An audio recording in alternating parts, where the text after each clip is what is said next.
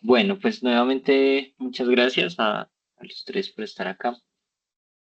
Mm, Esta primera web conference del curso de dibujo espacialidad, pues tiene como objetivo sí plantear y resolver algunas preguntas sobre la estrategia de la máquina de dibujo, que es, digamos, una estrategia de investigación que nos hemos inventado en la universidad a partir de un proyecto de investigación que también se dio.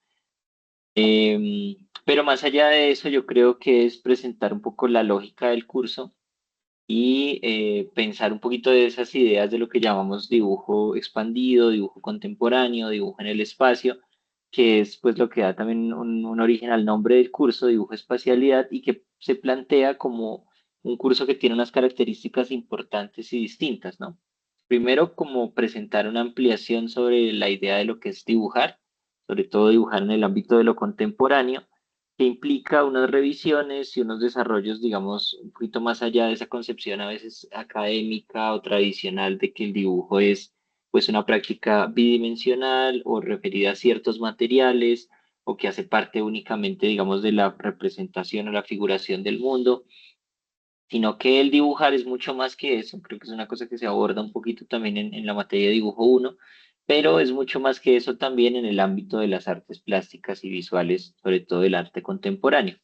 Entonces, digamos que esta primera web tiene como objetivo ampliar un poco esa percepción de lo que el dibujo eso puede ser y a partir de allí entender que esa práctica con la máquina, como una práctica de dibujo, digamos, expandido y contemporáneo, pues da lugar a un montón de posibilidades, ¿no? Como posibilidades que se relacionan con la exploración de la máquina de una manera técnica, de una manera conceptual, de una manera también pues sensorial y de una manera también, ¿por qué no decirlo? Como política, íntima, muy subjetiva.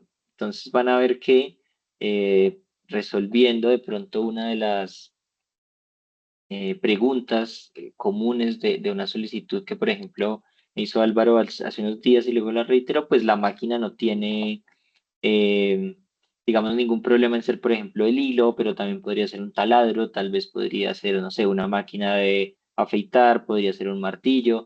Entonces, digamos que han habido, voy a prender un momento la cámara, han habido como elecciones de máquinas muy distintas y variables en el curso y casi que todo es posible desde que lo enfrentemos como con cierto rigor y con una periodicidad como la que bien me enviabas, por ejemplo, Álvaro, en uno de los mensajes, de estar en conexión con la máquina, experimentar, evaluar, trabajar con ella. Y esto es un campo, como les decía, muy grande, como desde un asunto netamente técnico, qué puedo hacer con la máquina, cómo funciona, que es una de las premisas de la fase 2 y luego cómo desde esa pregunta de cómo funciona y qué es, en las siguientes fases vamos a irnos relacionando y produciendo gestos, imágenes, grabaciones, documentación de ese proceso de encuentro y de investigación-creación con la máquina.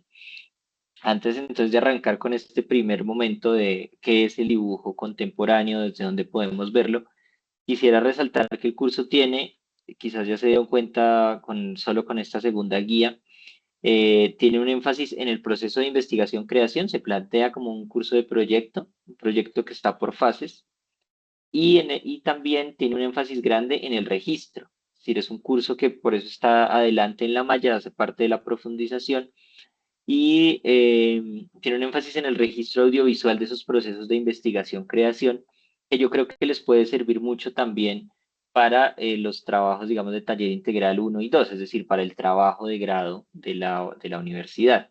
Entonces, empezar a reflexionar sobre la ampliación de los medios, sobre el registro, sobre cómo esto es investigación-creación y de qué manera esa investigación ocurre, pues es muy provechoso también para esas últimas fases del programa de artes visuales y pues espero que también puedan enfrentarlo así. Como que hay una pequeña excusa o temática o exploración aquí que es con la máquina, pero que puede llevar a unos aspectos de intereses muy amplios y profundos y que ojalá pues esté de alguna manera siendo así cada vez más. Estamos como se dan cuenta arrancando hasta ahora, pero vamos a dirigirnos hacia esa ampliación técnica y conceptual. Entonces, eso para decir que no hay procesos que estén como bien o mal, sino exploraciones que pueden ser más amplias, más profundas, más intensas, más reflexivas cada vez para lograr como con ese rigor llegar a un buen puerto. Entonces, bueno, voy a arrancar con esta presentación. Pues sabrán, em, pues a mí como que me interesa mucho la participación de ustedes, pues en este momento solo estamos los cuatro, pero si tienen cualquier cosa que decir, pueden abrir el micrófono y preguntarlo sin problema, desde asuntos sobre lo que no se está entendiendo o sobre lo que quieran preguntar o sobre profundizar. Yo iré haciendo preguntas y sería chévere, pues por supuesto, escucharles también. No me permite como entrar en pantalla completa este, pero bueno, vamos a ponerlo lo más grande posible entonces. ¿Se ve correctamente? ¿Se alcanza a leer, por ejemplo, esto? Sí, profe, sí se ve. Listo, perfecto. Bueno, este quizás es un texto que ustedes ya han abordado. Yo tiendo a usarlo un poco en dibujo uno también, como hablar de él, porque es un texto que plantea una pregunta muy interesante sobre el dibujo contemporáneo, ¿sí? Y sobre cómo el dibujo es un medio llamado a la ampliación y a la cotidianidad. ¿Alguien ha leído este? Es un ensayo es un ensayo introductorio de un libro que se llama Vitamina D uno. Hay varias ediciones, este es como el primero, el libro del 2005. Eh, ¿Han leído este ensayo introductorio? Se llama Dibujar el ser humano. Sí, profe, sí lo Ah, he nunca. leído. ¿Nos puedes comentar un poco, Yasmina, como qué recuerdas sobre el ensayo, o de qué va y qué te pareció? Bueno, pues habla un poco como, bueno, en lo como muchas cosas, pero de manera sintética, porque habla un poco como del dibujo a partir de lo anatómico, luego aborda un poco más como el tema del dibujo desde la modernidad y aborda también, digamos, como el tema desde el contexto político y cultural, por ejemplo, en el graffiti y, digamos, el arte contemporáneo, que apela un poco también como a esa libertad de expresión. Esto es más o menos como lo que recuerdo un poco y también me llamó mucho la atención como el dibujo lo presenta como un lenguaje también desde el punto de vista que se plantea que, digamos, también la exploración hacia los medios y nuevas formas y temas, digamos, que tienen que ver, digamos, con medios tecnológicos y demás. Listo. Te puedo preguntar por curiosidad, digamos, este texto lo leíste en el marco de otro curso, del curso de dibujo de aquí, lo viste en otro lado, como por saber. Es Sí, profe, sí, porque pues yo estoy en proceso de, digamos, de homologación, pero igual pues voy a ver como toda la carrera. Entonces, sí, se había abordado como estos temas y justamente me siento muy contenta. Antes que nada, pues muchas gracias, profe, porque el enfoque del curso me ha gustado bastante porque pues a mí me gusta un poco, yo he trabajado dibujo contemporáneo desde el performance y otros medios. Justamente, por ejemplo, por la máquina de dibujo que escogí un compresor, por ejemplo. Entonces, me gusta mucho, digamos, el tema del arte contemporáneo y yo sé que me va a servir muchísimo, digamos, todo el enfoque. Así también mi trabajo como proyecto de creación, digamos, en un tiempito que es bastante corto, me va a servir bastante porque, pues, me gusta muchísimo el dibujo, la verdad. Súper chévere. ¿Y vienes de homologación de otra universidad? ¿Dónde estabas estudiando antes? Sí, profe, pues yo estudié en la pedagógica, pero pues cuando yo inicié esta carrera, hace ya pues largo tiempo, pues la carrera estaba iniciando y desafortunadamente la carrera no estaba acreditada y la carrera en sí era muy teórica y justamente pues por eso escogí la UNED porque pues tiene un enfoque, digamos, tanto teórico y demasiado práctico. Tiene muchos, digamos, enfoques de profundización, por ejemplo, justamente en el dibujo, digamos, y en otras herramientas que pues, me van a servir muchísimo. Porque, digamos, yo ya trabajo, pues yo toda la vida he hecho arte y vivo, y vivo también, digamos, de estos medios. Pero sí me interesa muchísimo enfocarme, digamos, también en lo práctico y pues por eso estoy aquí, profe. Muchas gracias. Qué chévere, me alegro un montón. Bueno, pues vamos a primero como también decir que lo bueno es como el programa, claro, al no ser una licenciatura, sino un programa como directamente de formación como en artes plásticas, puede concentrarse mucho más en esa exploración de los medios, es decir, que todo este otro componente pedagógico, digamos, al no existir, permite la ampliación de algunos asuntos y preguntas totalmente de la creación. Entonces, chévere también como aprovecharlo desde ahí. Sí, como Yasmina dice, hay una pregunta aquí sobre el dibujo contemporáneo, sobre el dibujo en la actualidad, y esa reflexión empieza planteándonos la pregunta de dónde está el dibujo. Entonces, digamos que Emma Dexter lo que finalmente nos va a decir acá es que el dibujo es una práctica que está como muy profundamente conectada con nosotros culturalmente, casi que con una cultura, digamos, global, pero yo creo que uno podría pensar que incluso fuera de ese concepto global hegemónico como eurocéntrico y demás, el dibujo existe también en otras comunidades o uno puede identificarlo, leerlo en muchos trazados y prácticas y gestos que incluso exceden lo humano. Entonces es como que, claro, es una cosa que está en la mente, en el ojo, en quien ve las cosas como dibujo, pero que también se extiende a gestos y trazados que están en todas partes. Voy a leer este párrafo, haciéndonos detenimientos como para presentar la idea principal igual de todo este asunto. Entonces dice, el dibujo está en todas partes, decía Emma Dexter. Estamos rodeados por él. Está cosido en la trama y urdimbre de nuestras vidas.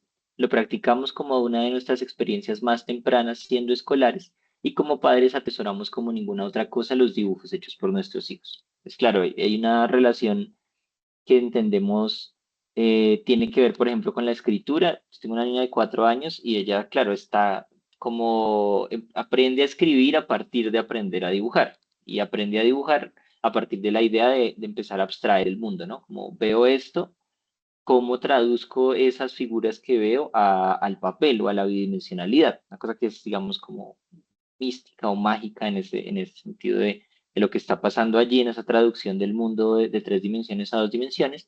Y es una cosa que aprendemos siendo muy pequeños. Entonces nuestra relación con el dibujo casi que es anterior a la escritura de las palabras o está muy vinculada a ella. Pues creo que en la mayoría de los casos hay una, como decía aquí ella, como una vinculación muy profunda en el colegio con esto. La gente dibuja en todas partes.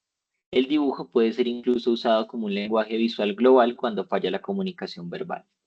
Como adultos, lo usamos pragmáticamente para esbozar nuestros propios mapas y planes, pero también lo usamos para soñar haciendo garabatos y matachos. Si pensemos, no sé, cuando vamos a tomar notas de una clase o de algo que nos interese o tenemos una idea, pues uno hace una serie de escritos, claro, mentales, enuncia palabras, desarrolla textos, pero casi siempre esa forma de tomar apuntes implica una espacialidad, es decir, implica poner un concepto cerca a otro, no necesariamente son frases largas, ¿no? La manera de tomar apuntes, uno casi que podría verla como una, no sé por qué se está saliendo, pero bueno, vamos a intentarlo de tanto en tanto así. Uy,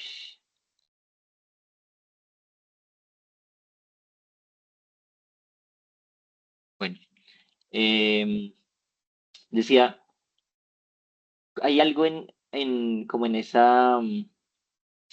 esa manera de tomar apuntes, de espacializar el pensamiento, de conceptualizar, que está muy vinculada como al dibujar, como organizar el pensamiento. Un poco es dibujar y claro, proyectar a dónde vamos a llegar, hacer listas, no sé, explicarle a alguien algo, puede ser también una cuestión de dibujo o pensándonos en los dibujos que hacemos cuando hablamos por teléfono, ah, como que no está hablando y no tiene nada más que hacer, empieza como a simplemente rayar. Usamos el dibujo para denotarnos a nosotros mismos, nuestra existencia dentro de una escena. En el contexto urbano, por ejemplo, el grafiti actúa como una forma de dibujo en el campo expandido. En efecto, el dibujo es parte de nuestra interrelación con nuestro ambiente físico, registrándolo y registrando sobre él la presencia de lo humano. Es decir, hay dibujos o trazados que son sobre el mundo, pero aquí hay una ampliación en la idea de que también el dibujo no es solamente, digamos, sobre el mundo en el sentido de que lo está observando, sino que lo afecta directamente, como el graffiti, como una marca de dibujo que está sobre la pared, o vamos a ver ahorita algunas obras donde literalmente el trazado del cuerpo sobre la superficie del mundo es la que deja las huellas de esto que podemos entender como dibujo. Entonces, el dibujar con el mundo, sobre el mundo, pues se expande de una vez a la tridimensionalidad. Y creo que este asunto de la máquina ahí muy rápidamente podemos conectarlo, ¿no? Como una máquina de coser está haciendo trazados, una bicicleta que carga pintura y la deja regar a medida que va trazando unos recorridos por la ciudad, pues está generando unas líneas y un trazado. Entonces también dibujamos no solamente mirando el mundo, sino afectándolo, como sobre él. Es el medio a través del cual entendemos y planeamos, desciframos y entramos en términos con nuestro entorno mientras dejamos marcas, huellas o sombras para marcar nuestro paso. Pisadas en la nieve, vaos en la ventana, estelas de humo de un avión cruzando el cielo, líneas trazadas por un dedo en la arena, literalmente dibujamos sobre el mundo material. Dibujar es parte de lo que significa ser humano, y ella hace una coda que me parece que muy chévere. En efecto, sería ridículo aplicar este enunciado a cualquier otro medio más especializado, como la pintura, la escultura o el collage, pero de alguna manera aplicado al medio del dibujo, la idea resulta más fácil de asumir. Es como, claro, hay personas que plantean también la pintura en el campo expandido, la escultura, la instalación, pero siento que Emma Dexter haciendo este análisis se para en un asunto y es justo esa relación como íntima de la educación, de lo cotidiano, de lo rápido que puede ser el dibujo, como un trazado sobre cualquier superficie, una huella, casi que también es dibujar, y quizás eso, esa cotidianidad o esa lectura de lo simple, de sus materiales y demás, es lo que le da ese poder de ampliación anterior tal vez a otros conceptos o medios ampliados como la pintura y la escultura. No sé si hasta aquí quieren comentar algo más como sobre esta idea de cómo el dibujo se amplía la cotidianidad. Continuamos. Profe, yo diría que el dibujo está pues prácticamente, bueno, desde lo cotidiano está prácticamente pues en todo, ¿no? Porque pues al ser pues pensar en la continuidad, en la demarcación de una línea, en sí mismo, o sea, la figura representativa denota un carácter simbólico. O sea, yo por lo menos me pongo a veces a dibujar, bueno, partes de mi barrio, de donde vivo, y por ejemplo uno ve pues, o sea, las puertas de los postes de la luz, o sea, como toda una continuidad, y también alude, digamos, a ese lenguaje universal, ¿no? Que es como lo mágico, como ese instinto que uno también tiene de niño. Eso quería decir. Sí, sí, yo creo que eso implica, como dices, una especie de análisis del mundo en general, como de lectura del mundo, como hay una cuestión de intención en eso, como que si uno se para y dice, voy a ver la secuencia de los postes, encuentra una forma, ¿no? Como abstrae una forma sobre el mundo y ahí ya existe como un primer tipo de dibujo como mental o de abstracción mental de la forma que ya implica estar como dibujando solo con el ver, ¿no? Ya luego lo pasas a un medio o lo señalas de alguna manera y aparece ya como una manera de registrar ese dibujo. Sí, hay una cosa muy cotidiana en ello y Emma Dexter lo plantea acá, digamos que este es como el primer párrafo, luego el ensayo se extiende, como tú decías, ejemplificando y pensando cosas desde el cuerpo, desde los medios, desde lo cotidiano, nombrando artistas, entonces como que es un ensayo muy chévere. Aquí está el link. De todas maneras, yo voy a enviar esta presentación. Un link de descarga de una traducción que hace Juan Mejía, que es un profesor de la Universidad de los Andes, pues algunos años después. Entonces, es una buena traducción. Si quieren leerla, si quieren como explorar, eh, pues yo creo que estaría como muy chévere. Bueno, mm, hay una cosa final que decir como sobre esto de Madexter y es que esta publicación del 2005 también permite un montón de cosas. Es decir, esta primera compilación de dibujo contemporáneo que hace en el 2005 tiene una gran fuerza porque a partir de ahí se plantean en el mundo un montón de curadurías sobre dibujo contemporáneo y se exploran muchos artistas vistos desde el dibujo o vistos como dibujantes contemporáneos. Entonces, creo que es un momento también de quiebre donde esa lógica del dibujo expandido se vuelve un gran lugar de enunciación y de experimentación. Yo podría decir que en mi caso, como que yo leí ese texto y en paralelo ya ocurrían varias muestras de dibujo contemporáneo, o además de eso empezaron a plantearse formas de leer el trabajo de algunos artistas colombianos o extranjeros como mundiales desde el dibujo. Y en ese sentido el dibujo deja de ser una cosa que ella habla también en este texto y es un medio preparatorio para ser un medio posible. Es decir, si nosotros lo pensamos en, no sé, en el siglo XVIII, XIX o antes, XVII, XVI, como que el dibujo era una manera de estudiar la realidad, como de preparar bocetos y demás para luego hacer pinturas o esculturas. ¿No? Los grandes medios eran la pintura y la escultura. Y después, claro, se empieza a darse la posibilidad de que el dibujo aparezca como medio final.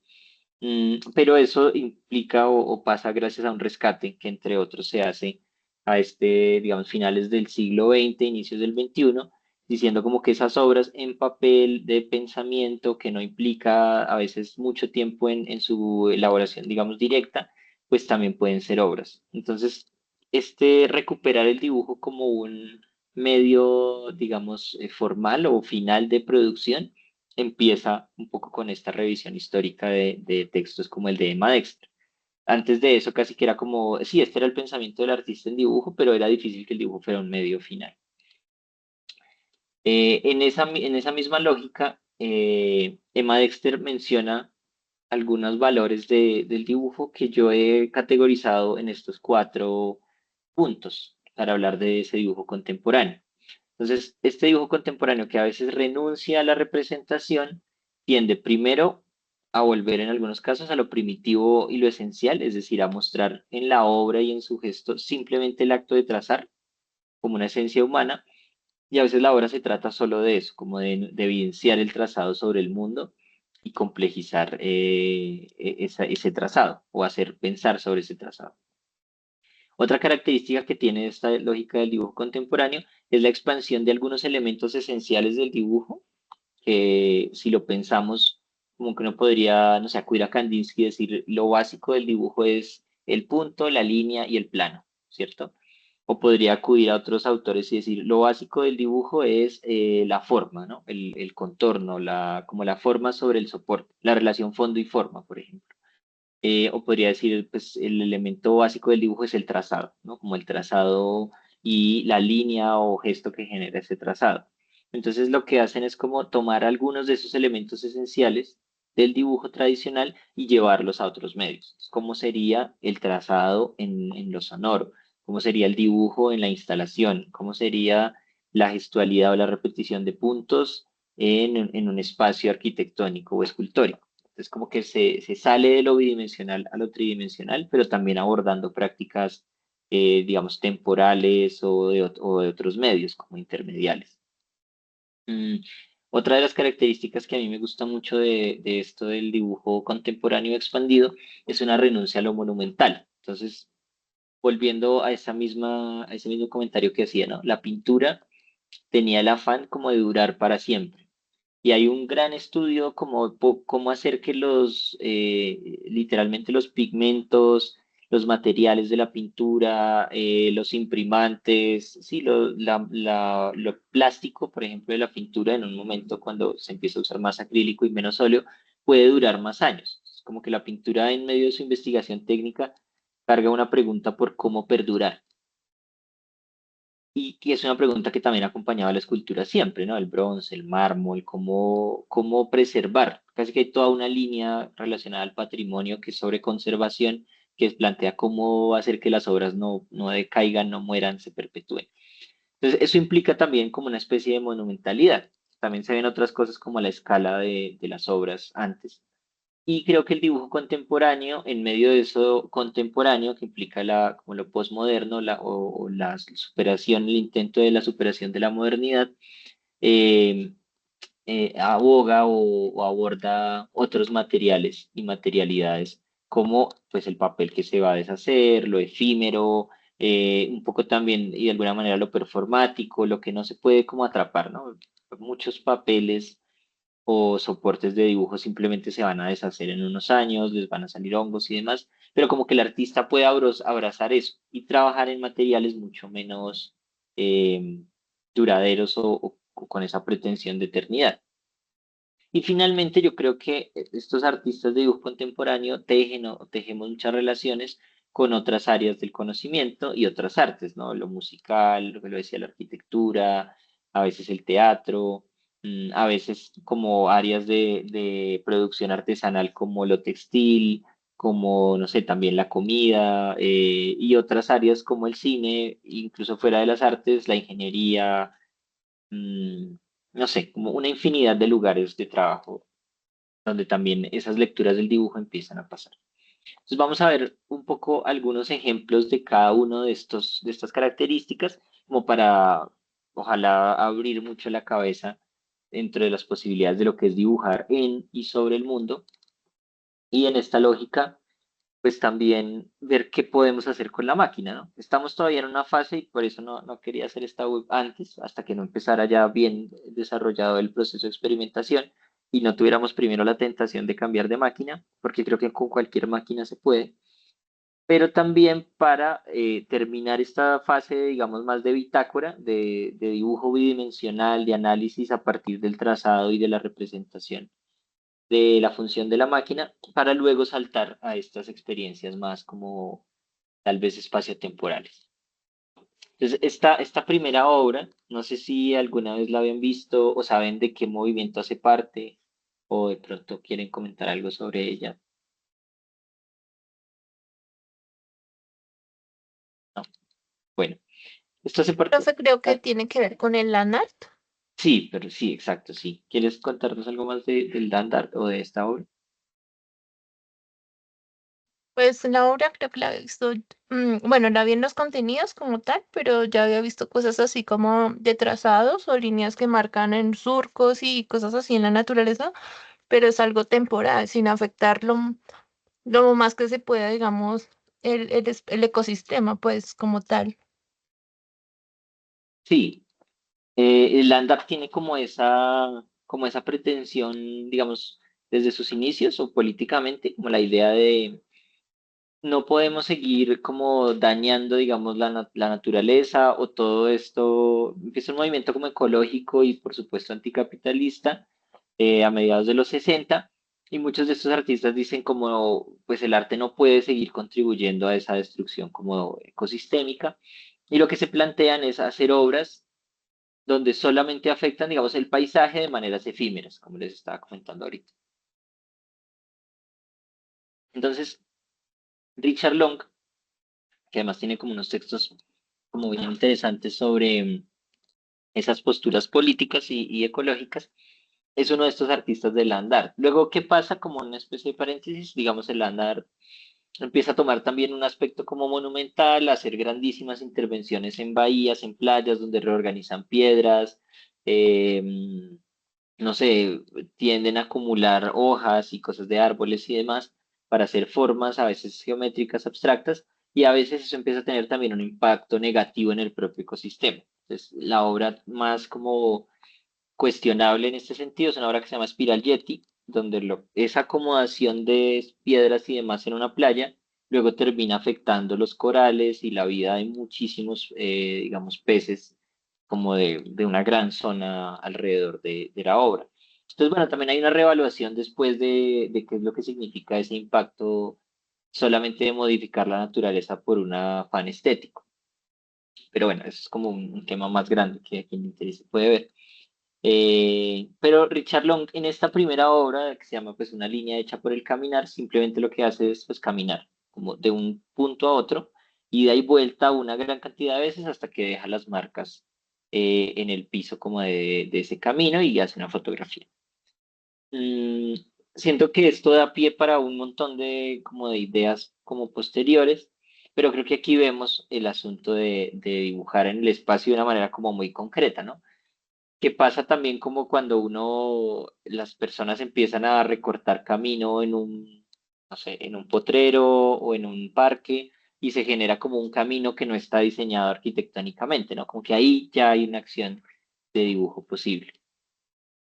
Entonces, claro, aquí nos referimos a esta primera categoría que es el acto de trazar como una esencia humana, ¿no? El gesto individual y personal del cuerpo, algunos actos que, digamos, ya no impactan necesariamente la naturaleza, pero sí plantean como unas posibilidades como de pensar el trazado o el gesto del trazar del cuerpo como como una marca ya personal del artista. Entonces no se requiere, o plantean ellos como lo interesante de esto es como el gesto, no tanto la representación de lo que está pasando, sino eso primitivo y esencial del ser humano plasmado en la obra. Entonces mucho de esto está contenido en movimientos como sobre todo estadounidenses de la segunda mitad del siglo XX, como el expresionismo abstracto, eh, o el minimalismo también. Entonces se profundiza, como se plantea aquí, en forma y color, pensando en la esencia del gesto. Entonces, uno de los artistas, como para tenerlo en la cabeza, artistas que han planteado eso y que sus obras se leen en algunos casos como dibujo, en otros como pintura. Les digo, hay una cuestión aquí muy de la interpretación o cómo quien habla de esto lo cura, lo está pensando. Eh, por ejemplo, el trabajo de Cy Twombly, que es el artista que está a la izquierda, que es parte del expresionismo abstracto y que empieza como, claro, a preguntarse sobre esa gestualidad como infantil. Aquí no lo tengo más.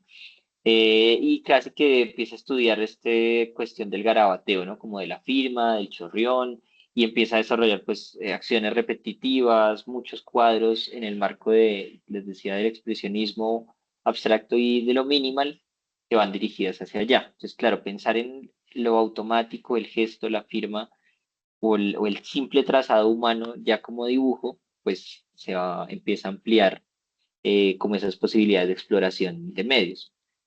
Y un trabajo mucho más, digamos, espiritual, que podría ser el trabajo de Agnes Martin, que es un artista que siendo parte como del minimalismo, en algún momento se retira eh, a una montaña, creo, se hace como profundamente budista y lo que dice es el arte debe servir para, digamos, meditar, que hay una acción meditativa en la práctica artística de la repetición, del quehacer y de acercarse un poco como a lo sagrado con ello.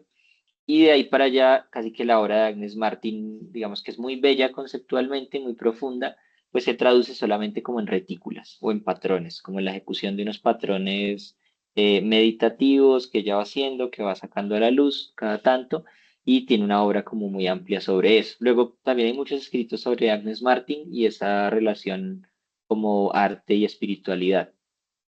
Pero digamos que para lo que nos ocupa, creo que hay una dimensión aquí de para qué el dibujo contemporáneo sobre ese tránsito, digamos, espiritual o gestual del sujeto. No sé si aquí quieren de pronto comentar otro ejemplo, artistas que se les ocurran que tal vez van en esa misma vía, contemporáneos o algo así. Por ahí en Instagram hay varios artistas, sobre todo orientales, que yo creo que están en esa vía, ¿no? Ahí hace poquito he estado siguiendo un artista que no sé si es japonés o chino, que hace como unos dibujos con escoba sobre unas grandes superficies de arena y son procesos como muy lentos, muy detallados, pero que sobre todo crean ese vínculo como también performático con la meditación y el dibujo o el trazado.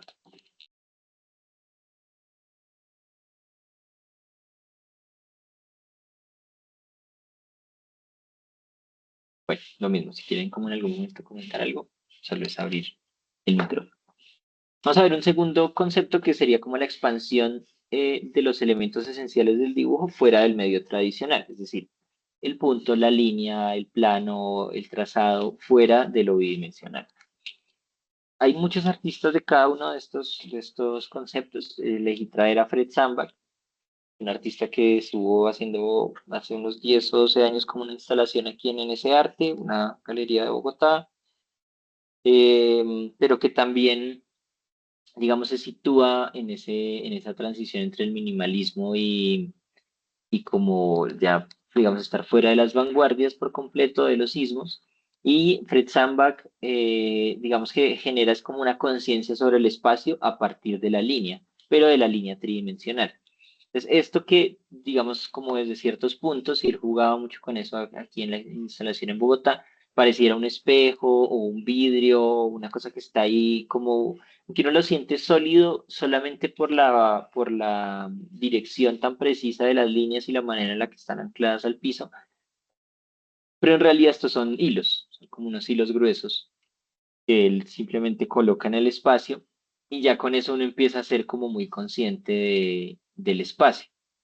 Eh, Estas son otras, por ejemplo, instalaciones de Fred Sandbach. con hilo, así como simplemente como el espacio vacío, y este hilo, como les decía, divide el espacio, genera una conciencia como de dibujo del mismo, y una idea y es que el espacio está dibujado, ¿no? Es decir, es construido arquitectónicamente, pero en esa construcción hay ya como una manera de dibujar. Pues claro, en ello hay como una salida del dibujo de los medios bidimensionales hacia el espacio, un planteamiento del espacio como soporte del dibujo. Y ya vamos a ver otra obra de otro artista donde en esa lógica de que de la tensión entre el dibujo que sale de lo bidimensional, es decir, de la imagen plana, que puede tener, pues, digamos, un hiperrealismo en ella que parezca 3D, pero sigue siendo una imagen plana, sale a lo tridimensional, a la acción directa sobre el espacio, y en esa salida, pues hay unas tensiones posibles, como en la obra de Regina Silveira que vamos a ver. Les digo, no sé por qué está pasando esto, que se sale cada nada, pero bueno, como que ahí entramos y salimos. Entonces, lo primero que hace Sandbach es como una conciencia del espacio, como que nos hace conscientes del lugar, como que ese cubo blanco se anula, pero este gesto lo que hace es como volvernos a hacer, decir, es que el espacio es así de alto, o allí hay una serie también de luces que no puso él, pero que vuelven a ser visibles gracias a esta acción minimalista, que es un poco como también los principios del minimalismo en general, pero llama la atención sobre esos elementos y nos dice que el espacio está dibujado y que el dibujo entonces ya no ocurre, como les decía, solo en lo plano, sino que el soporte del dibujo o el medio sobre el cual la forma se da puede ser tridimensional. Entonces luego quizás ustedes han visto muchas veces más ya como esa lógica de objetos que desde un punto de vista arman una sola imagen en el espacio, pero parecen en principio objetos regados. Entonces, claro, ahí hay una relación como de que el soporte ya no es el papel o el lienzo o la madera, sino que el soporte sobre el cual existe la forma es el espacio mismo y la forma se crea con otros elementos o materiales. Quizás si lo pensamos es también una definición muy cercana a la instalación, ¿no? Como la instalación es que una serie de objetos, de materiales, de piezas que se vuelven una sola obra y el soporte que las contiene es el espacio mismo. Esto es lo que les decía de Regina Silveira, que es una artista brasilera que, pues, hay un concepto que es el de anamorfismo, que luego, pues, obra de los 70s, 80s y 90s, se vuelve muy popular ya en prácticas como callejeras urbanas de los 2000 y demás, y es esta lógica que la imagen tiene un punto de vista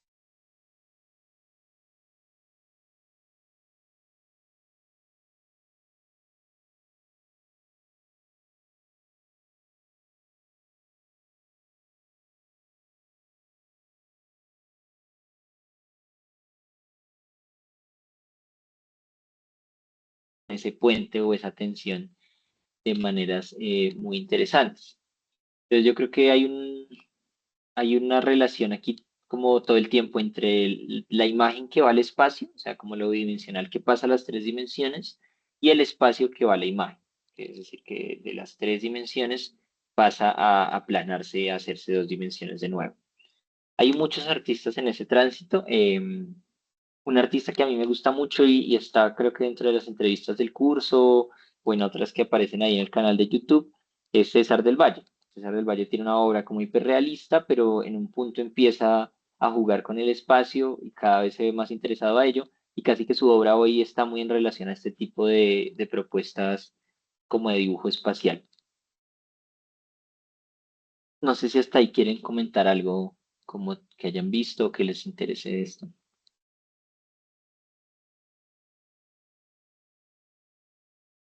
Profe, yo por ejemplo en el primer trabajo, bueno, sí, en el trabajo que ya se entregó, que pues, pues es un poquito denso porque pues como le cuento, pues mi interés de proyecto final me gustaría que tuviera que ver mucho con el dibujo. Por ejemplo, Ujú.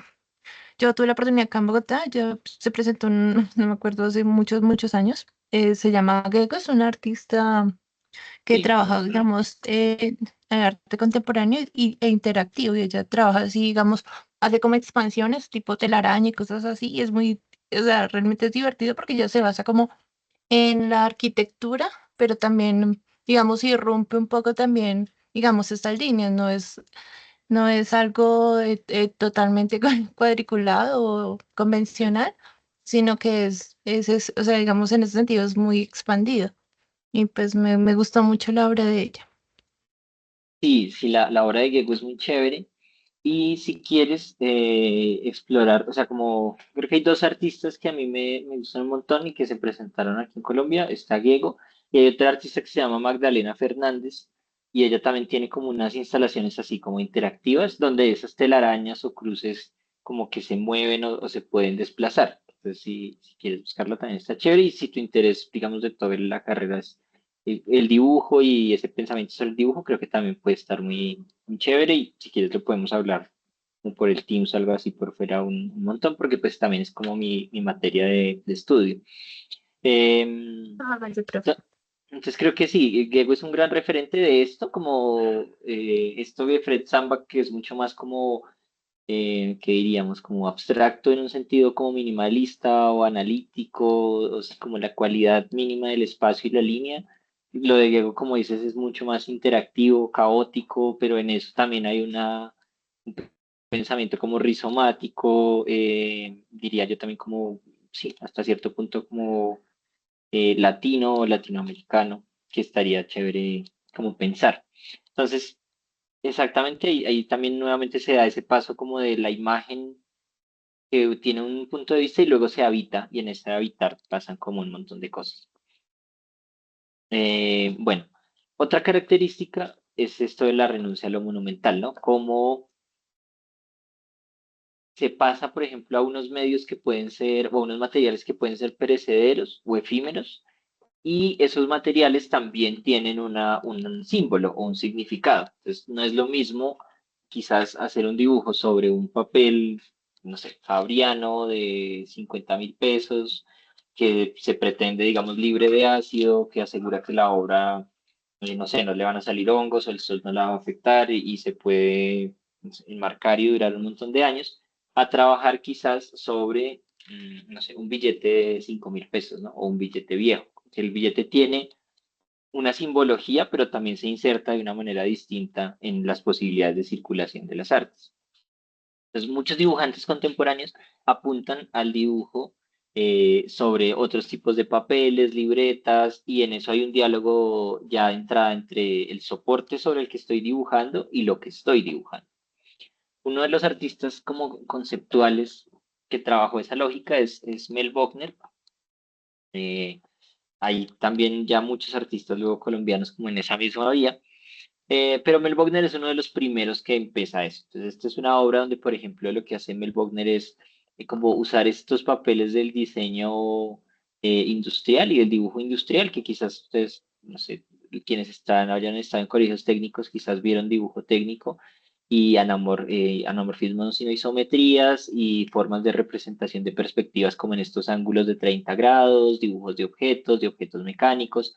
Entonces Mel Bochner empieza a jugar con ese papel y volver como a la esencia mínima de esa representación. Entonces, tiene unos dibujos como abstractos sobre eso. Y en esa lógica, el arte conceptual, en figuras como Mel Bochner y otros artistas, abraza cosas como los medios sencillos, sin unas pretensiones eternas, unas escalas pequeñas para la obra, libretas, dibujos chiquitos, como acciones en la ciudad y en otros lugares que implican es como pequeños gestos y no necesariamente cosas gigantes. Y la idea, pues, como que viene el arte conceptual, como de esta idea de pensamiento como dibujo o el proyecto como obra.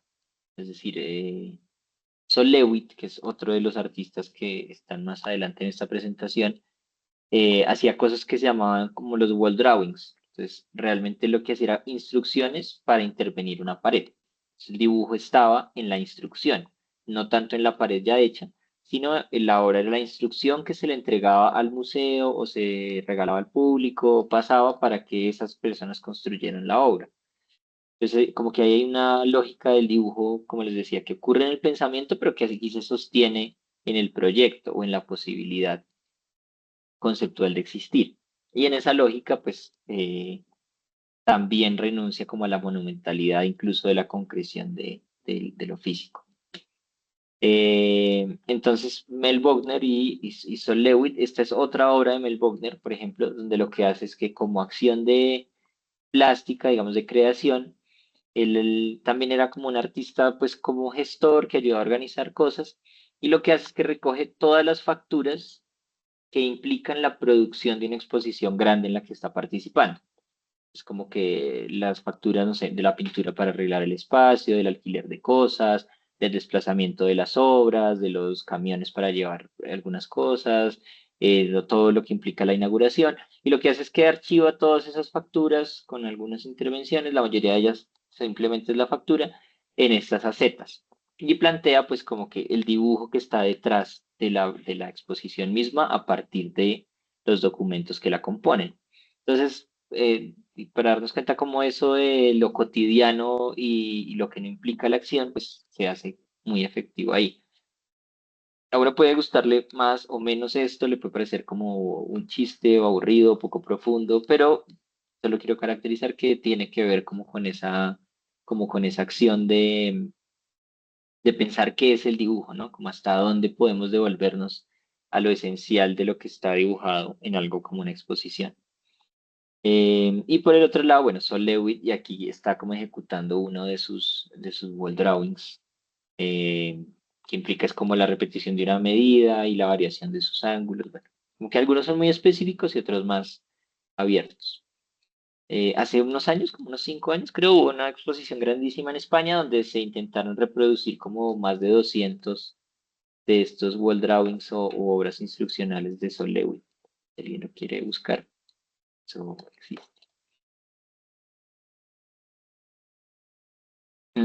Otra de las cosas, digamos, en esta lógica de lo cotidiano y lo antimonumental es pues como el estudio de una geometría básica del mundo.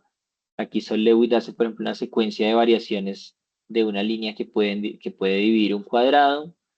Eh, Antecesor, diría yo, de todos esos juegos actuales de cuántos cuadrados hay en la imagen, cuántos triángulos hay aquí, bueno, como que todo eso que nos detiene un poco sobre la abstracción del mundo y su juego tiene unos orígenes, yo creo, también en este arte como conceptual y muy esencial, ¿no? Minimalista. Aquí otras dos obras de Mel Bochner.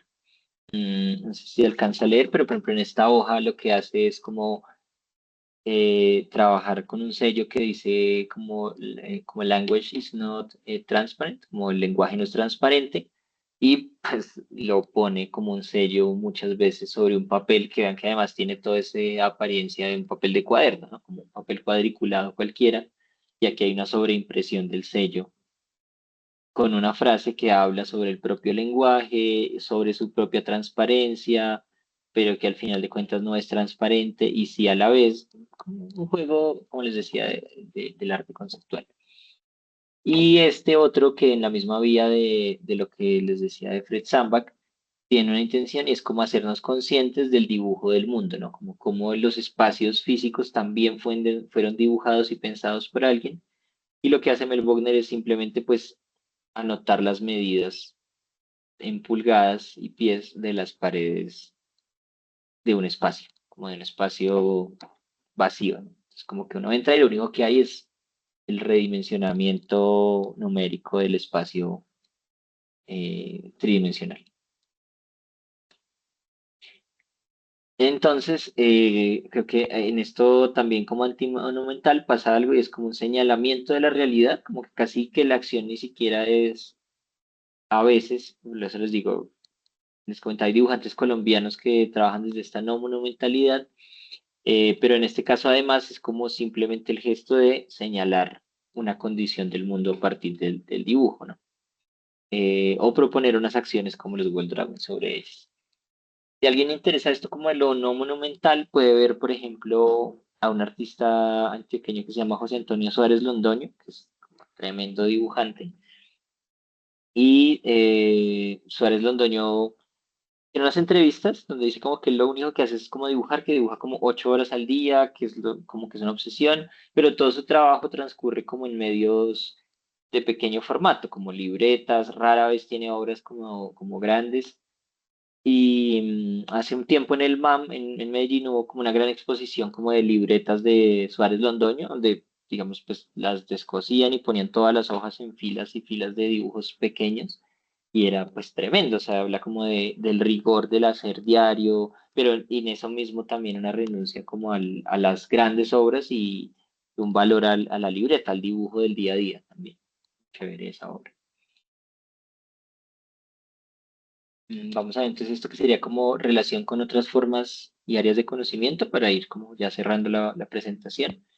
Em, el performance sobre todo, ¿no? Como en esta lógica de los medios efímeros, sencillos, cotidianos y muy contemporáneos, pues creo que la relación performance y dibujo se hace muy fuerte por ahí.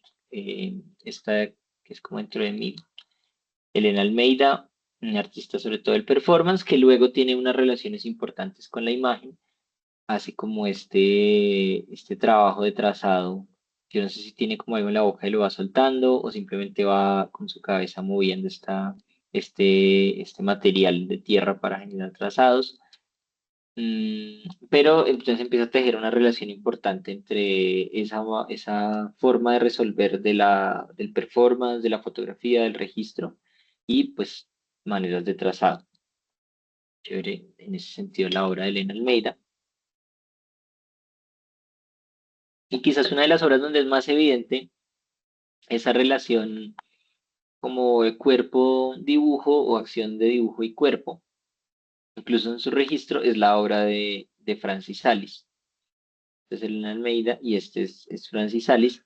Francis Salis tiene, por ejemplo, acciones performáticas donde lo que hace es, no sé, volver a pintar las líneas despintadas de la carretera con pintura que igual se va a caer en un día, o hay una donde camina, creo que hace muchos años, yo no creo que es como por la Franja de Gaza o por algún límite que divide dos países, en tensión y camina como con un tarro de pintura verde que va cayendo y una pistola. Y como que la acción es como caminar por aquí hasta que me detengan. Pero el trazado que queda en esa posibilidad de camino, que yo diría que es como una forma de dibujo. O quizás la obra más famosa en ese sentido, que es esta, de la izquierda, que traduce como, a ver si hay otra imagen de esa, no, que es como a veces hacer algo no lleva a nada, como está en inglés ese título y lo que hace es arrastrar este cubo de hielo. Francis Alice es un artista francés radicado en México. Creo que está ahorita en la Bienal de Bogotá o en la de Medellín. Chévere verlo. Y lo que hace acá en Ciudad de México es que arrastra un cubo grandísimo de hielo por todo Ciudad de México hasta que el cubo se deshace. Entonces hay un registro en video, hay hartas fotografías que finalmente es como la obra se puede circular y hacerse visible, digamos, en el ámbito de las artes plásticas, que muestra el registro de esta acción. Es como que es todo el día él arrastrando ese cubo y pues el cubo va dejando una marca sobre el piso, como una línea de agua, pero que como hace tanto calor, es una acción como durante un día bien soleado, pues se va evaporando y no va quedando nada. Por eso es como a veces hacer algo no lleva a nada.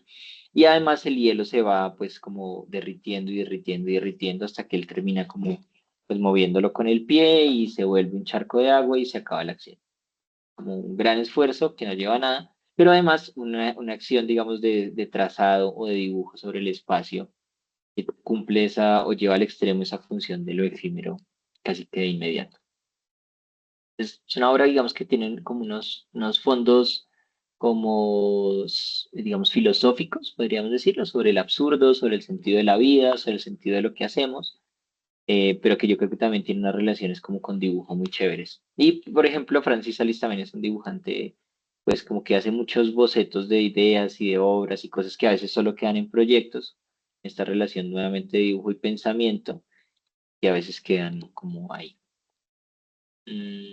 Esta, por ejemplo, es otra categoría que es como la interacción de medios o la dilución del medio donde pues ya no importa tanto si esto es una escultura, un dibujo, una fotografía, una obra de arte relacional o no, pero yo a veces siento que tienen características como de la acción de dibujar.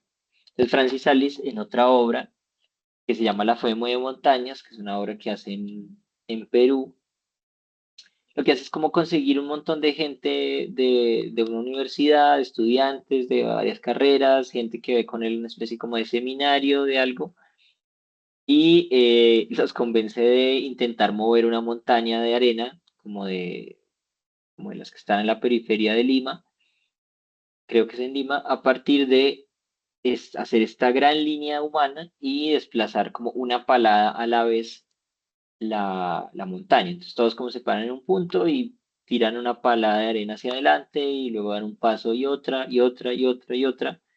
Y como les digo, se trata como de esa idea de comunidad alrededor de algo que es imposible o nuevamente sin sentido. Y la obra se llama La Fe mueve montañas. Hay como unos documentales sobre esto también en internet.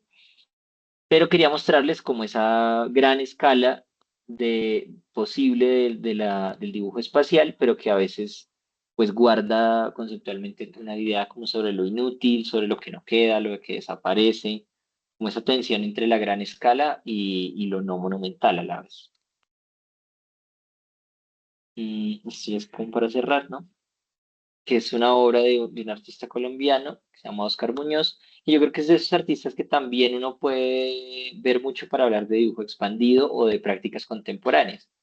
También muy instaladas algunas como en asuntos políticos o en reflexiones como muy colombianas. Se llama, por ejemplo, Proyecto, hace parte como de Proyecto para un Memorial. Y es una obra donde él tiene hay varios videos de esto. Lo que hace Oscar Muñoz, que pues como ven es aparte como un gran dibujante en un sentido tradicional, o sea, como que es muy bueno en la representación del retrato, lo que hace acá es como tomar algunas fotos de desaparecidos en Colombia y los dibuja, es como un video performance, los dibuja sobre unas piedras calientes en unos ríos, o que se va a lugares estratégicos y unas piedras como calientes por el sol, y él empieza a tratar de dibujar el retrato. Entonces lo que pasa es que como el tanto calor, antes de que él termine de dibujarlo, ya se evapora. Y es como un esfuerzo así cíclico, nuevamente como hacia la nada, pero como con una gran carga poética de voy a dibujar a esta persona desaparecida, pero nunca puedo lograr terminar de dibujarla porque el sol la evapora, ¿no? Como que la memoria y su fragilidad, y hay como toda una idea ahí sobre esa plasticidad y cambios de la memoria, sobre todo en un país como donde el olvido es tan cotidiano, y hay unas prácticas, hay otra, por ejemplo, que los hace como en unas serigrafías con grasa sobre espejos, como que no ve nada en el espejo, pero cuando uno se acerca y sopla como el vaho sobre el espejo, aparece el retrato de la persona y dura ahí 10 segundos y luego vuelve y desaparece cuando el vaho se va. Es como una cosa nuevamente sobre la memoria, lo político, pero dense cuenta es como, en términos de dibujo, el soporte sobre el que se dibuja a veces tiene unos simbolismos políticos muy fuertes, ¿no? O sea, como el hecho de que sea una piedra caliente no quiere decir nada, pero el hecho de que yo esté intentando dibujar un desaparecido sobre ella y sea una acción imposible, pues hace que, o sea, esa operación solo puede ocurrir sobre un material que tenga esas características. O sea, hay una cosa ahí entre el soporte y el objeto que es muy chévere.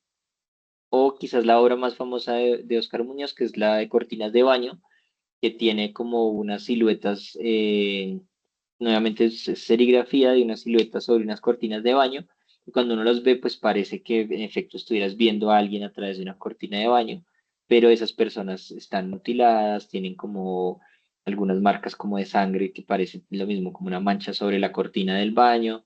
Entonces, esa relación forma y soporte se vuelve muy importante en esto del dibujo contemporáneo, como simbólica, poéticamente, técnicamente. No sé si hasta ahí quieren comentar algo, otras prácticas de dibujo expandido que hayan visto, que les interesen.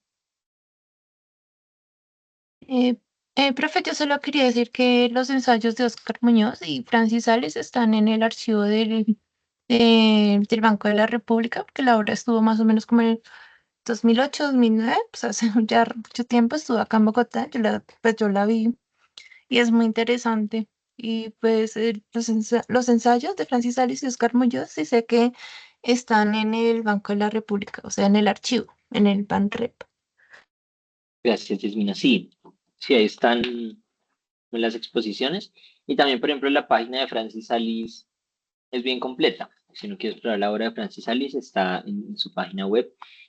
Mm, por ejemplo, para quienes estén en Cali o tenemos como estudiantes de todas partes, eh, hay un espacio que se llama Lugar a Dudas y Oscar Muñoz es casi que uno de los que lo fundó y lo organiza. Entonces, uno incluso puede acceder a él de pronto en ese espacio. Eh, y él sí, es como un gran dibujante, muy recomendado. Sí, gracias, Yasmina. Bueno, vamos a hablar entonces un poquito en esto que nos queda de la máquina de dibujo. Entonces, claro, en el marco de todo esto de prácticas contemporáneas del dibujo, tan amplias, espaciales, temporales, que tienen que ver con el registro, con la salida de los medios, y con estas características que han tenido también a lo largo de la historia reciente, pues se nos ocurrió esta estrategia que partió, como les digo, de un proyecto de investigación que hicimos como en el 2021 y 2022 más o menos. Y entonces la propuesta era como, ¿cómo elegimos un material que en principio no haga parte de esa lógica tradicional del dibujo para luego plantear prácticas de dibujo con este material, que luego se abrazó más como este concepto de máquina de dibujo, es decir, una herramienta que puede dibujar o puede producir dibujos, puede ser una máquina que dibuja. Y cada vez fue más interesante pensar en literalmente como máquinas que estuvieran en la casa, pero también permitir la entrada, digamos, de materiales simples. Entonces, cuando Álvaro me preguntaba cómo está bien la elección del hilo, está esperando este apartamento, o sea, esta web para poder decirle sí, sí, está bien la elección del hilo y pensar también como cuáles son los procedimientos que el hilo cotidianamente hace en la fase 3 y en la fase 2 dibujar esos procedimientos, luego ver cómo es que esas formas tal vez de trazado o de dibujo con el hilo ocurren cotidianamente sobre el mundo. Y luego vamos a ver en la fase 4 y 5 cómo expandir esas posibilidades, cómo darle un carácter o poético o de escala o de experimentación física, política, simbólica, ética a esos materiales y a esas formas de dibujo para ampliarlas a ese tipo de propuestas como también que dicen otras cosas, ¿no? Entonces, casi que cualquier máquina servía.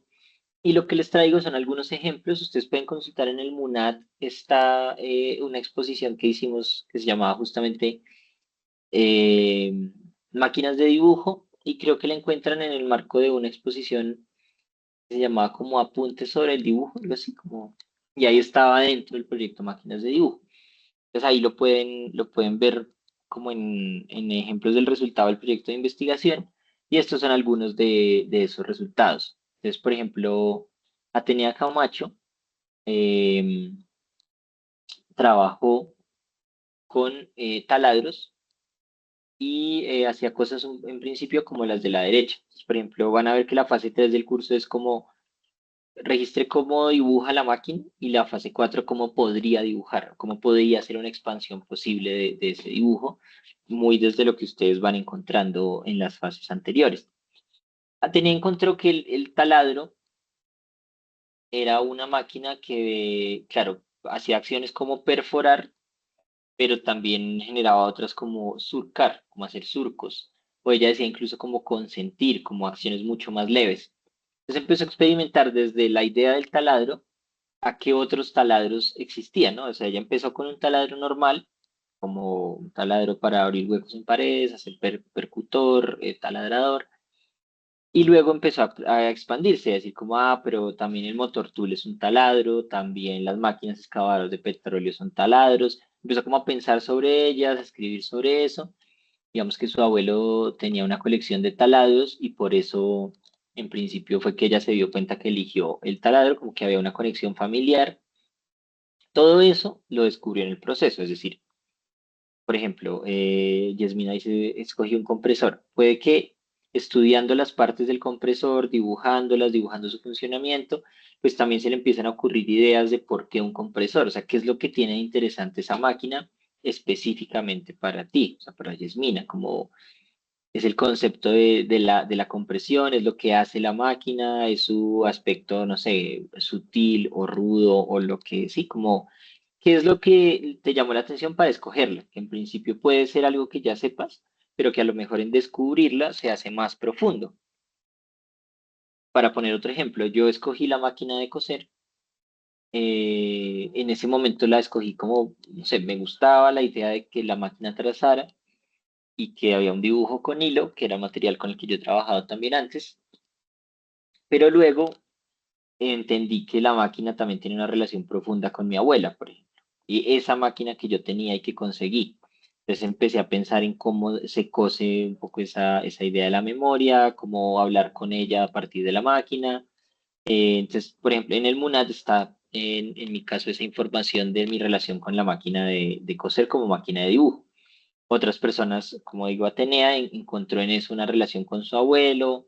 Otras veces son relaciones puramente técnicas o políticas o muy profundas, digamos, psicológicas, pero que nos lleva a experimentaciones distintas. Entonces ella hizo, por ejemplo, este trabajo sobre cáscaras de huevo con el motor tool y decía, claro, el taladro también puede hacer unas incisiones muy suaves, ¿no? No es necesariamente una máquina destructiva o ruidosa, sino que puede ser también unas acciones leves. Esta de la izquierda, pues digamos, como que la tomé para ilustrar el asunto de la máquina de coser, pero también en ello, pues, todas las posibilidades, ¿no? Cómo se va moviendo, en este caso, ese tambor de bordado para generar dibujo bidimensional, como con la máquina de coser. Uno de los, imagino lo vieron como hobbies que tiene el curso, perdón, es el trabajo de Olafur Eliasson, un artista que yo creo pues, tiene que ver con muchas otras cosas que no es solamente el dibujo, pero en esta obra del tren, así que lo que él hace es disponer una máquina, un sismógrafo ahí, para describir el movimiento de un tren de una ciudad a otra a partir de estas bolas de como de tinta o de grafito, creo que es, no sé, que van registrando el movimiento. Entonces también como esa idea puede ir hacia lugares muy extraños y construir otras cosas. Y finalmente puede que la máquina al final, en este caso sea el tren o sí, como que la manera de mostrar ese movimiento de la máquina que podría ser el tren es a partir de este dispositivo. O el dispositivo es la máquina y se usa para registrar el tren. Entonces vean cómo en la guía el lenguaje invita a esas posibilidades, ¿no? Como que puede ser una herramienta, un objeto, una materia, puede que haga acciones sobre el mundo o el mundo haga acciones sobre ella, puede que sea más azarosa su manera de accionar sobre las superficies o puede ser mucho más controlada, como que eso depende mucho de ustedes. Pero lo importante y lo ideal sería como primero abordar la cotidianidad de esa máquina y luego empezar a expandirla. Entonces en eso hay un montón de preguntas que también se relacionan con los autores que están planteados en el curso y tiene que ver con el pensamiento técnico, ¿no? El pensamiento técnico que luego puede dirigirse a un pensamiento poético o simbólico o político, ¿sí? O puramente estético. Entonces en eso aparece una primera pregunta, pues, ¿qué es una máquina, no? O, ¿cuáles son las máquinas con las que dibujamos cotidianamente? ¿Cómo dibujan esas máquinas o herramientas? ¿Cómo dibujan entonces otras máquinas, herramientas o sistemas como las que ustedes han escogido? ¿Cómo accionan el mundo? ¿Cómo dejan huella? ¿Cómo dibujan en el marco de esas huellas? Y finalmente, pues cómo se puede ampliar, modificar o controlar el dibujo de esas nuevas máquinas. Hay, como les digo, obras como más amplias en eso. Aquí tenemos la obra de un egresado del programa de la UNAD, pues Alfonso, se me fue el nombre, Alfonso Castañeda Feletti. Y, por ejemplo, él decía que la máquina era el mapa, ¿no? Como el mapa como un sistema de pensamiento, de imagen, de representación, que también siempre es un dibujo, ¿no? Porque es una forma sobre una superficie. y entonces exploraba el mapa. Entonces él empezó a decir, bueno, hay, por ejemplo, las sombras que ocurren sobre mi patio en la casa podrían ser un mapa, ¿no? Un mapa de la luz. Y ese mapa es un mapa como móvil, cambiante. Durante el día va cambiando el dibujo de ese mapa sobre el espacio. Entonces, claro, es tremendamente interesante esa relación de dibujo sobre el espacio de las sombras y como eso es un mapa, o también decía, bueno, el mapa lo que tienen son connotaciones y son trazados de líneas cualquiera sobre la superficie y usaba otras herramientas como cintas, sellos. Empezó a experimentar mucho sobre la idea de mapa como máquina. Es para que vean que también podría ser una dimensión medio abstracta. Ojalá no cambien de la máquina que ya escogieron, porque creo que como que en primera medida uno dice, ah, no, la escogí porque es lo primero que vi, porque lo tenía, porque se me ocurrió, pero en eso hay decisiones que a lo mejor son más profundas o que van a permitir una exploración más grande y vale la pena llevarla a cabo. Entonces, bueno, justamente, claro, siguiendo lo que decía Yasmina, mira, aquí estaban ya como de pronto el link también de la exposición en el Banco de la República y de Francis Alice también. El Darwin Center, hay como, digamos, vayamos allá para terminar, eh, entidades encargadas como de pensar esto del dibujo contemporáneo, pues igual que también, que no está dejando el Teams poder andar del todo. Pero que también, claro, piensan como el dibujo desde lo tradicional a lo contemporáneo, exploran el dibujo en diferentes áreas del conocimiento, medios, entonces está, para quien le interese mucho el dibujo, el Drawing Center, que es una institución en Nueva York, que tiene unas publicaciones que se llaman los Paper Drawings, donde pues, tienen análisis de muchísimas obras de todo tipo de personas. Mm, hacen como mucha difusión también de dibujo, tienen, bueno, de todo, es como una institución independiente. Vean este como el Drawing Paper 155, como que hay muchas publicaciones. La Universidad Javeriana las compraba, pero también están online todas. Entonces, pues eso está ahí, o sea, hay mucho de dibujo contemporáneo, si uno quiere investigarlo. En el Drawing Center, hay otro en Londres que se llama el Drawing Room, como muy parecido. Y, ¿qué más? Sí, yo creo que de tanto en tanto, por ejemplo, de los vitamina D, que decíamos, vitamina D1, D2, vitamina D3, como que yo lo tengo, estaba pensando en traducir como ese el del vitamina D3, pero si alguien quiere ver el ensayo o eso, pues podemos ver si le tomamos fotos, lo escaneamos, lo subimos, como que investigación sobre dibujo es lo que podría haber aquí a partir del curso, si a alguien le interesa más. Pero bueno, pues como que lo principal es el asunto de la máquina de dibujo por ahora. No sé si hasta aquí ya para ir cerrando, tienen preguntas, como cosas que quieran aportar. Vamos a dejar de la pantalla. De pronto ya dudas concretas sobre su trabajo, sobre sus máquinas, cómo las vienen abordando. O vamos cerrando entonces la sesión. Bueno, profe, pues en mi caso yo estoy abordando como la máquina de el compresor. Pues en principio yo iba a escoger el aerógrafo, por ejemplo, pero pues me pareció ya bastante evidente, aunque es pues, un elemento contemporáneo, pues me puse como a investigar un poco como la historia del aerógrafo y eso. Entonces me pareció pues interesante porque yo pues pinto todo el tiempo, pero escogí justamente el compresor que me pareció mucho más complejo. De hecho, la forma inicial en que yo empecé como a abordarla hace 3 semanas fue haciendo como impresiones, como entintándola un poco con pintura grasa y sobre el papel haciendo impresiones como de manchas. Y pues me pareció interesante porque pues como que me acerqué como de una manera muy experimental, ¿no? O sea, yo en principio quería hacerlo como en lo normal, ¿no? Como dejar las piezas y eso, y en este momento estoy como en el proceso que es más complejo como desarmarlo, conocer los circuitos, cada una de sus partes, y es, o sea, es muy amplio, es muy amplio. Entonces, ahí voy, profe. Listo. Sí, perfecto. Yo creo que eso nos ayuda como a plantear un asunto y es como, ya que teníamos un mes que ya se va acabando, ¿no? Queda solo esta semana, para esta primera fase, o bueno, primera fase como experimental, abordarlo desde esos diferentes lugares, ¿no? Como la fase 3 se enfoca mucho más en eso que ya vienes haciendo, que es cómo podría dibujar la máquina sobre el mundo o cotidianamente cómo dibuja. Yo creo que ahí puedes volver a armar como el aerógrafo completo y mostrar un poco como, claro, cómo es esa cotidianidad del trazado, pero luego también experimentar cómo más podría dibujar.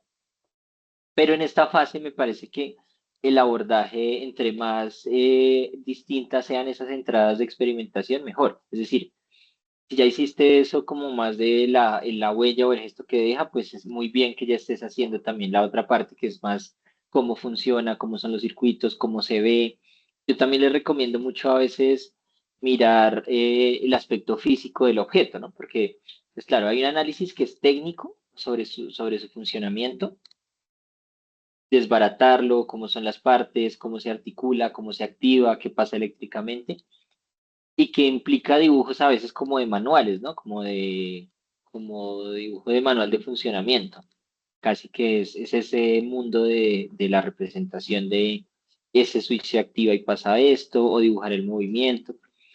Pero luego también está algo que es como la apariencia física del objeto, ¿no? Las texturas que tiene, cómo es, ustedes digamos ya pasaron por algunas clases de dibujo, digamos tú aún más, de pronto sí, como intentar dibujos figurativos de representación del objeto detallada, ¿no? Como es la textura de la carcasa, cómo se ven algunos de esos elementos, cuáles te llaman más la atención, no sé, si lo abres y dices, no, lo que más me llamó la atención aquí fue este ventilador.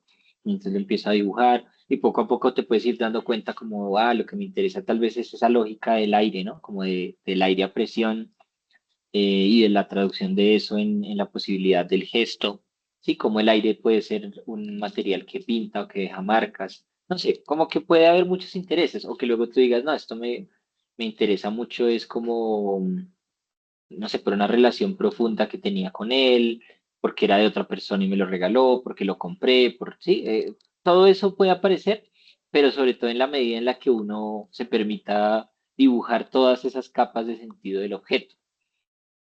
Creo que el texto de Simondón todavía está recomendado en el curso. Y Simondón habla de esa relación con los objetos, ¿no? Como que hay una relación técnica, pero luego esa relación se vuelve emotiva, particular, subjetiva, y desde ahí hay muchas cosas que ver. Entonces, pues, chévere si logras seguir en esa lógica, y para todos quienes vean la grabación y estén acá, eh, abordar diferentes formas de ese dibujo. Uno más de desarmar, de desbaratar, otro como ya hizo también Yasmina, como de plasmar los gestos. Un diario de dibujo del objeto.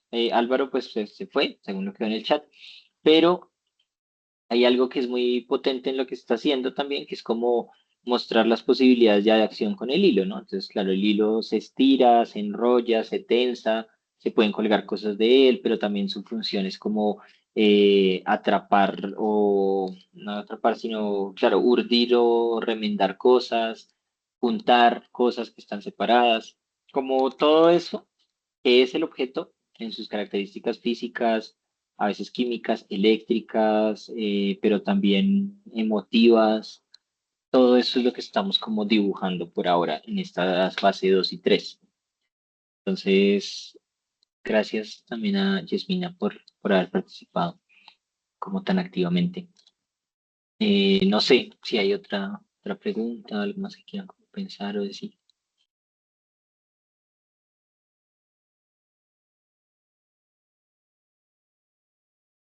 No, señor profe, todo muy claro. Listo, Laura. Muchas gracias y nuevamente muchas gracias a Yasmina por tu participación.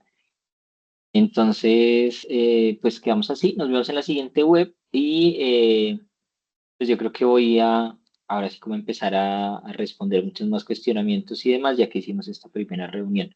Voy a subir la grabación apenas esté disponible, espero que sean un par de horas, y pues cualquier cosa seguimos conversando por el Teams, por los foros, Sigue el problema del foro, eso para comentarles. Ya estoy hablando con un ingeniero que se llama Miguel Pinto, que es como quien nos resuelve más problemas técnicos, a ver si él puede, si es una cosa de la configuración de este foro o de todos los foros, porque claro, si bien vale la pena resolverlo ahorita porque todavía hay tiempo de participar, pues sobre todo es que en los siguientes foros no pase lo mismo.